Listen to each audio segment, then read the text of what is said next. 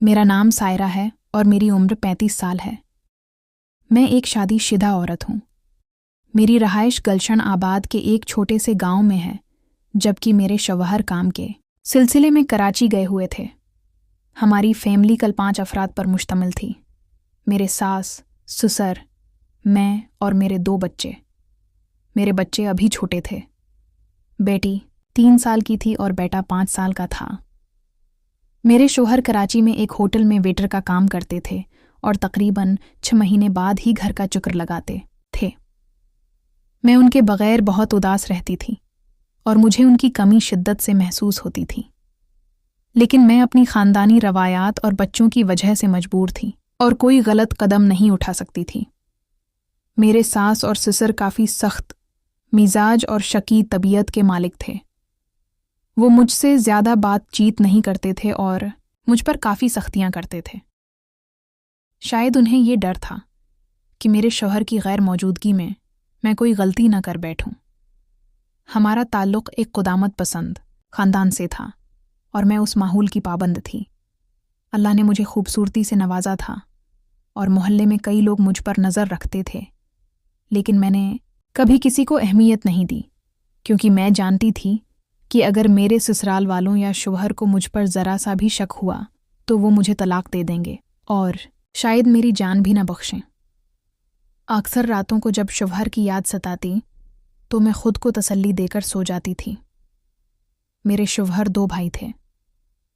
मेरे शौहर की उम्र तकरीबन 40 साल थी, जबकि उनके छोटे भाई यानी मेरे दीवर की उम्र 25 साल थी। मेरे दीवर अभी गैर शादीशुदा थे और मेरे उस घर में आने से पहले ही किसी बात पर नाराज़ होकर घर से चले गए थे। एक दिन अचानक मेरे दीवर घर वापस आ गए। मैंने जब अपने दीवर को देखा तो पहली ही नज़र में इन पर दिल हार बैठी। मैंने अपनी ज़िंदगी में इतना हुसैन और जवान मर्द पहले कभी नहीं देखा था, क्योंकि घर की पाबंदियों की वजह से मेरा बाहर निकलना ना होने के बराबर था।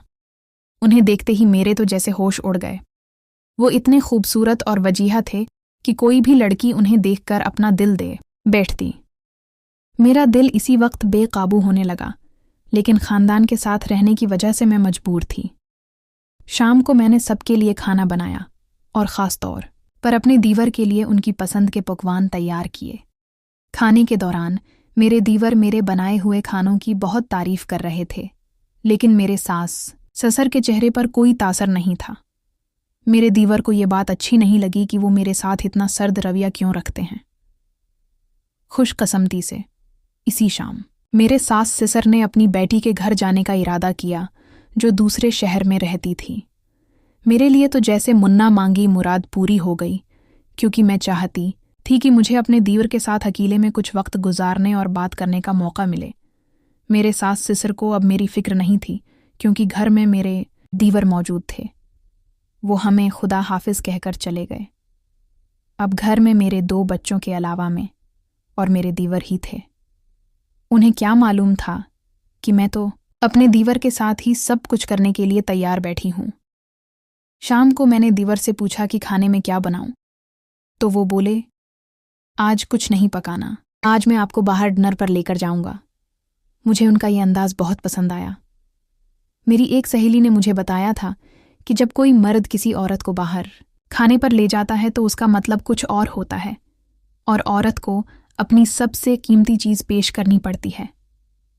मैं समझ रही थी कि मेरे दीवर मुझसे क्या चाहते हैं, और सच कहूँ तो मैं भी दिल से यही चाहती थी। मैं खुशी खुशी उनके साथ बाहर चली गई। हमने एक अच्छे से रेस्टोरेंट में खाना खाया और रात 11 बजे के करीब वापस आए। सर्दियों के दिन थे और रातें लंबी थीं। मैंने दीवर से कहा कि वो अपना बस्तर मेरे ही कमरे में लगा लें। वो भी फौरन राज़ी हो गए। हमने रात 2 बजे तक ढेर सारी मीठी मीठी बातें की। बातों बातों में उन्होंने मुझे अपने दिल का हाल सुनाया और आखिरकार मेरे दीवर ने मुझे उन वादियों की सीर करवाई जिनके लिए मैं तरस रही थी। इन लम्हों को पाकर मैं बहुत खुश हुई और पूरी तरह से अपने दीवर की दीवानी हो गई। अगले 2 दिन हमने भरपूर तरीके से एक साथ गुजारे। फिर मेरे सास ससुर वापस आ गए और हमारी मौज मस्ती ख़त्म हो गई। 15 दिन बाद सास ससुर ने दीवर को भी काम के लिए शहर भेज दिया। कुछ ही अरसे बाद मेरे शौहर छुट्टी पर वापस आ गए। मैंने दीवर के साथ गुजारे हुए लम्हात को एक ख्वाब समझ कर भला दिया और एक बार फिर अपने शौहर से मोहब्बत करने वाली वफादार बीवी बनी।